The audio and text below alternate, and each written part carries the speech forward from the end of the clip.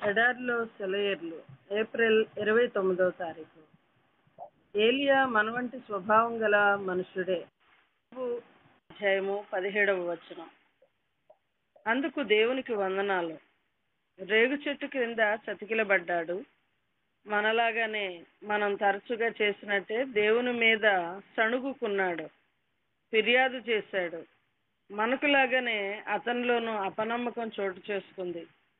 అయితే నిజంగా దేవునితో సంబంధం ఏర్పడిన తరువాత మాత్రం కథ మలుపు తిరిగింది. మన వంటి స్వభావం గల మనుషుడైనప్పటికీ ఆసక్తితో ప్రార్థన చేశాడు. ఎంతకన్నా శ్రేష్టమైన ఆనందం మరొకటి లేదు.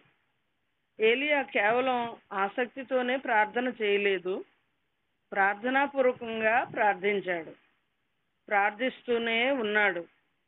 ఇక్కడ మనం నేర్చుకునే పాఠం ఏమిటి? మనం వదలకుండా ప్రార్థించాలి. కర్మేలు పర్వత శిఖరం మీదకి ఎక్కిరండి. విశ్వాసానికి ప్రత్యక్షంగా కనిపించే దానికి సామ్యం కుదిర్చే వైనాన్ని వినండి. ఆకాశం నుండి అగ్ని దిగిరావడం కాదు ఇప్పుడు కావలసింది. ఇప్పుడు ఆకాశం నుండి జలధారలు కురియాలి. అగ్నిని అవరోహణం కమ్మని ఆజ్ఞాపించిన మనిషి ఇప్పుడు అదే పద్ధతిలో అదే సాధనాన్ని ఉపయోగించి వర్షాన్ని రప్పించాలి. ఏలియా నేల మీద పడి ముఖము మోకాళ్ల మధ్య ఉంచుకొనెను అని వ్రాయబడి ఉంది. అంటే అన్ని ధ్వనులను, ఏకాగ్రతకి భంగం కలిగించే శబ్దాలను దూరంగా ఉంచాడన్నమాట. ఇలాంటి భంగిమలో దుప్పటి ముసుగేసుకొని బయట ఏం జరుగుతుందో కనిపించకుండా ప్రార్థించాడన్నమాట.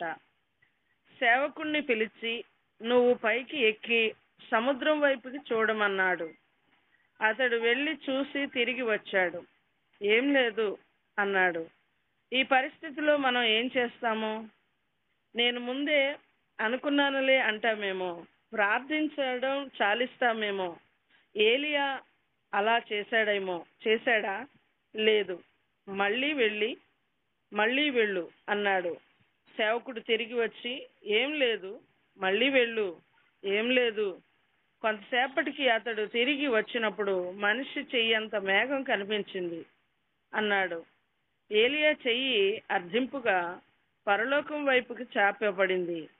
జవాబుగా వర్షం క్రిందికి దిగింది. ఎంత త్వరగా కురిసిందంటే తన పంచ కళ్యాణి గుర్రాల సహాయంతో ఆహాబు సమరయ ద్వారాన్ని చేరలేకపోయాడు. ఇదే విశ్వాసానికి ప్రత్యక్షానికి సామ్యం చెప్పే ఉపమానం. ఇలా ప్రార్థించడం నీకు తెలుసా? పనుల్ని సాధించే ప్రార్థన నీకు తెలుసా? కనిపిస్తున్న పరిస్థితులు ఎంత నిరాశాజనకంగానైనా ఉండొచ్చు, కానీ వాటిని లెక్క చేయవద్దు. మన పరమ తండ్రి పరలోకంలో ఉన్నాడు. ఆలస్యం చేయడం కూడా ఆయన మంచితనంలో ఒక భాగమే, మనకి లాభమే. 3 పిల్లలు విశ్వాసానికి నిర్వచనాలు చెప్పారు. మొదటి బాలుడు అన్నాడు, విశ్వాసం అంటే క్రీస్తును పట్టుకోవడం. రెండో పిల్లవాడు పట్టుకునే ఉండడం అన్నాడు. మూడో పిల్లవాడు ఎప్పటికీ వదలకుండా పోవడం అన్నాడు. తుమ్మ జిగురులా అంటి పెట్టుకొని వదలని విశ్వాసం ఇది. Thank you. Please like, share and subscribe. God bless you.